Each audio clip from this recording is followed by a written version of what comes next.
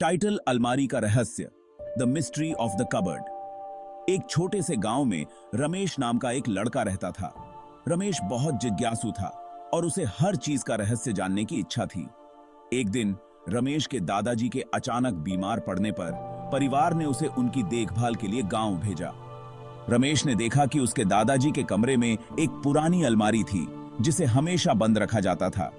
अलमारी पर एक बड़ा ताला लगा था और जब रमेश ने दादाजी से इसके बारे में पूछा तो उन्होंने कहा कि उसमें ऐसी चीजें हैं जिन्हें खोलने की जरूरत नहीं है।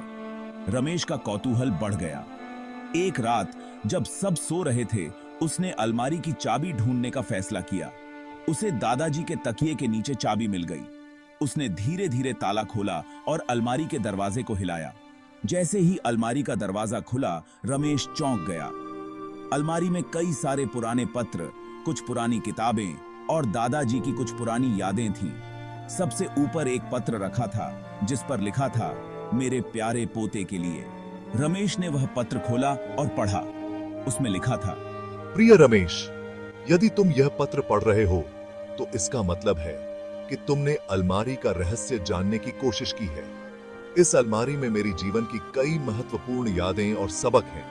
मैं चाहता था कि तुम इन्हें समझो और सीखो कि जीवन में हर चीज को जानने की जल्दी नहीं करनी चाहिए। धैर्य और समझदारी से हर बात का सामना करना चाहिए। रमेश को समझ में आ गया कि दादाजी ने यह अलमारी एक सीख के रूप में बनाई थी ताकि वह धैर्य और समझदारी का महत्व समझ सके।